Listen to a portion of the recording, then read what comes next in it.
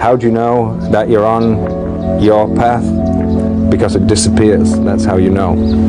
How do you know that you're really doing something radical? Because you can't see where you're going. That's how you know. But everything you have lent on for your identity has gone. And so you are going to enter the black contemplative splendors of self-doubt at the same time as you're setting out on this radical new path. So you need to know how you know where you are. Poetry shows how incredibly precise it is in there. It was a story that would be told to a young boy or girl that would ask the question, what do I do when I'm lost in the forest? Here's the answer that the elder gives. You can feel from this how precise the teaching is. The elder says, stand still. The trees ahead and bushes beside you are not lost. Stand still. What do I do when I'm lost in the forest? Stand still. The trees ahead and bushes beside you are not lost. Wherever you are is called here, and you must treat it as a powerful stranger, must ask permission to know it and be known. Listen. The forest breathes. It whispers, I have made this place around you. If you leave it, you may come back again, saying, here. Stand still. The forest knows where you are. You must let it find you.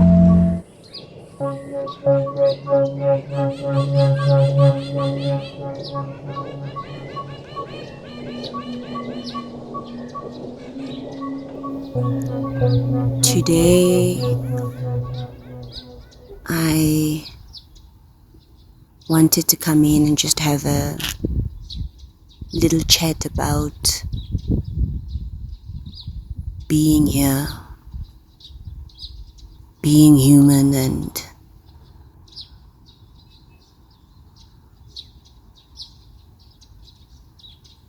think about the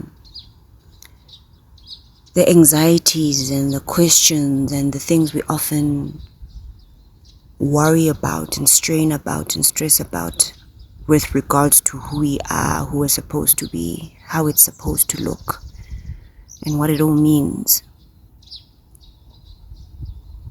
Today I'm thinking about existing, I'm thinking about purpose. I'm thinking about what I like to say is our songs, right? The songs that live within our bones that we came here to express. Those ones that this matrix system distorts in various ways from as soon as we come into this place. And then for the rest of our lives, it's the swimming and struggle and climbing up and wanting to make sense of what it is that we're supposed to do and where we're supposed to go and who we are, when in fact the compass for us to determine what that is, to figure it out, is taken from us from so early on.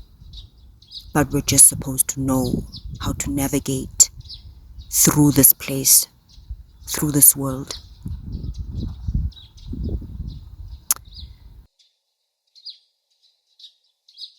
My name is Avui, and I welcome you if it's the first time in our garden. And to the fellow gardeners who keep returning, I am so grateful. Thank you for coming back. And yeah, for trusting me in these explorations and creations. And, I am believing in my own existence more and more as I interface with you. There's some wind that you might pick up on as I share today. I'm sitting in the bosom of nature. Overhead is the sun, blessing me, giving me energy.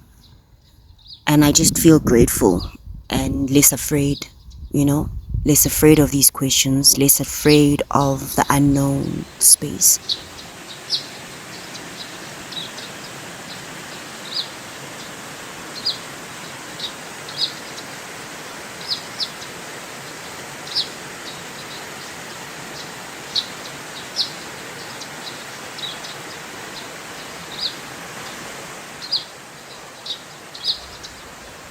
what is to be human, is it to be a spiritual being having a human experience.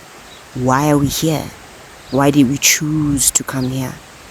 And if you believe like myself that you choose your experience before you come into this place, you choose your family, you choose your parents, and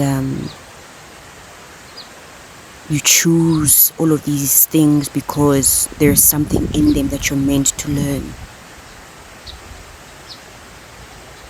And if you don't resist them, and if you're willing to reach for them, look at them, and listen to them, then they can actually show you, reformulate the compass, right? But also show you yourself, show you your soul, show you the lessons you were meant to learn. But, okay, so let's say we chose our experience. Why did we choose it? Do we choose it because this world, this earth is a school?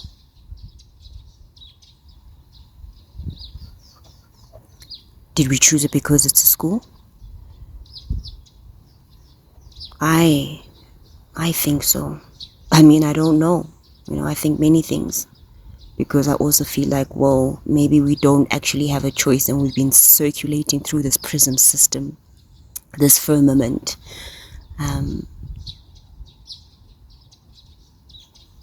And perhaps we don't know how to get out. So we just have to kind of make the best of our continuous spiraling back here. But I'm thinking of my ancestors. I'm thinking about indigenous knowledge systems. I'm thinking about some of the healthiest humans in the earth who live in tribes and clans, in some of the most remote places in the world, whether it be in Asia or Africa, somewhere in Gabon or somewhere in the Eastern Cape here in South Africa, somewhere in the Caribbean, I don't know, somewhere in India. Because there is still a simplicity to being. There aren't these, I feel like they're distortions, right? These distortions that say you exist because you must go and work, you must go to school so you can become something. You have to pay to exist. You have to earn your love. You have to, I don't know, even sometimes change yourself to be accepted. You cannot be too much. You cannot be too beautiful. You cannot shine too brightly.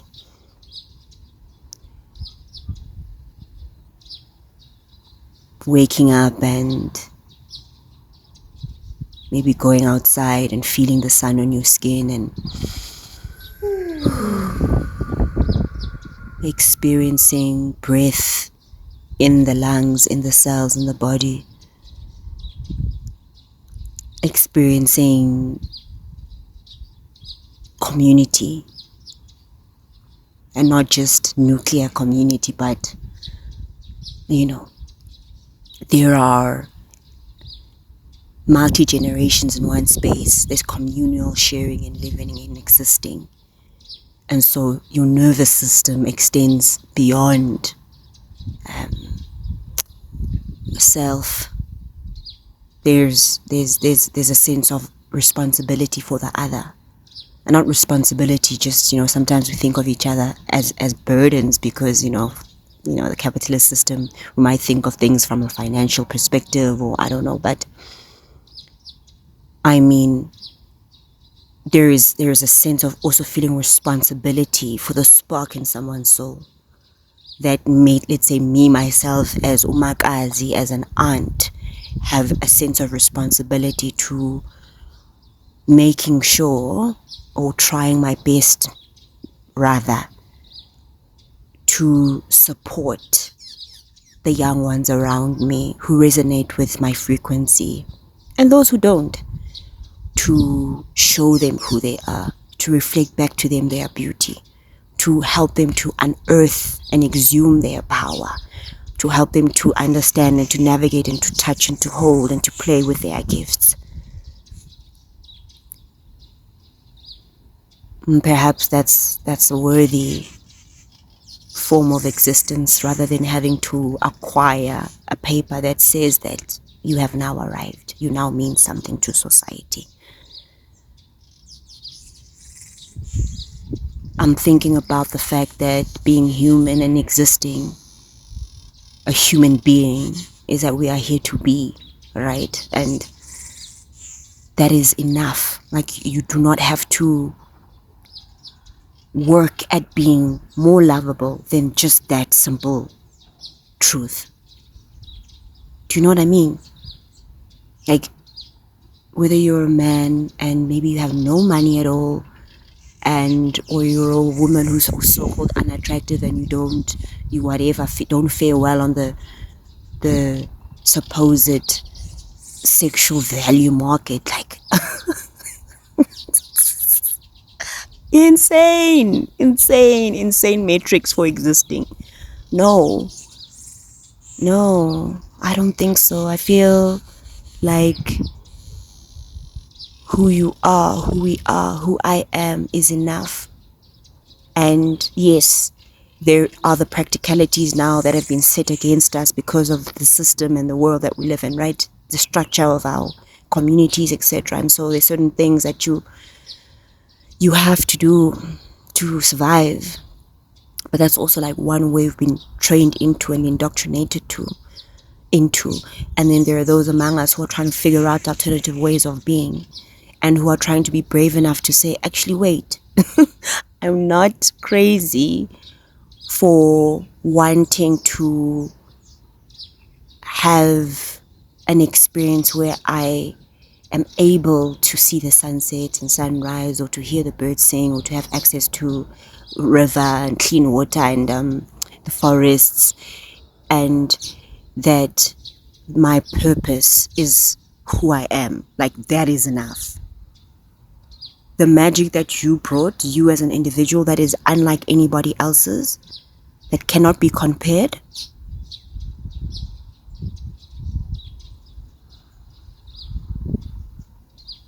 that means everything to us. That is what you came to bring. And it might be hidden in trauma, and maybe it's anger, but I know that anger is born from a sadness that was quiet for too long, from a soul that wept for far too long, that was frustrated, that was overlooked, maybe demeaned, made invisible.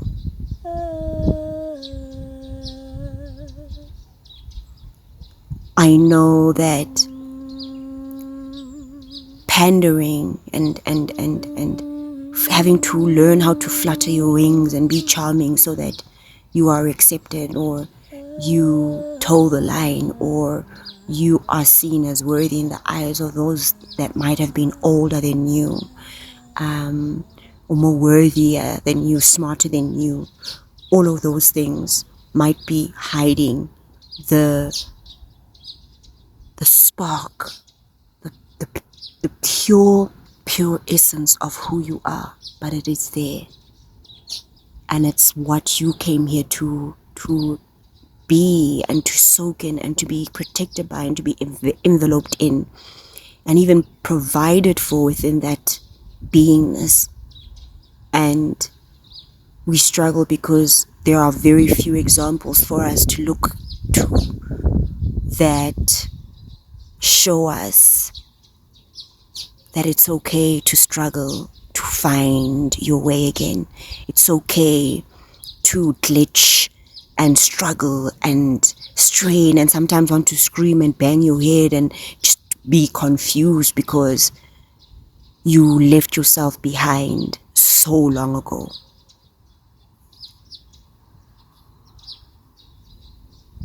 Yeah. I don't know. It's just what I'm thinking about today, and I wanted to think out loud with you and share that with you and ask you, Perhaps what do you feel is the point? What do you want? What do you really wish for? Where should we go? Are you coming to the village I'm trying to build?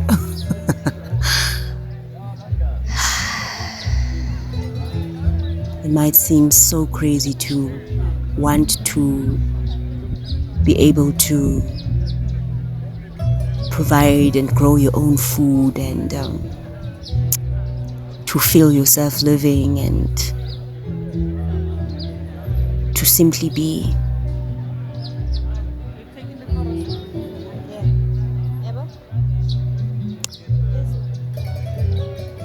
I believe though,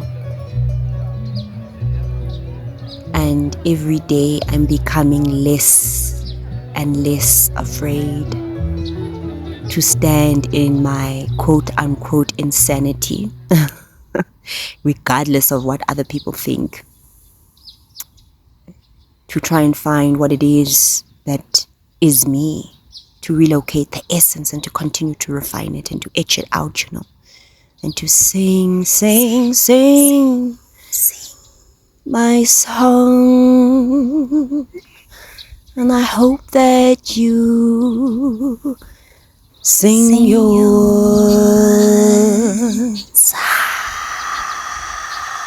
Yeah, I'm just calling on true humanity and humanity within us and loving on you and telling you that it's okay to be where you are. It's the route that was designed, led you where you are. And all of that information can take you to where you want to go. I'm telling myself that as well. Thank you for listening. Thank you for being here. I look forward to hearing where you are with all of this. And I love you. And I am rooting for you and your road and your path. And yeah, may you trust yourself. May you trust the silence and the stillness and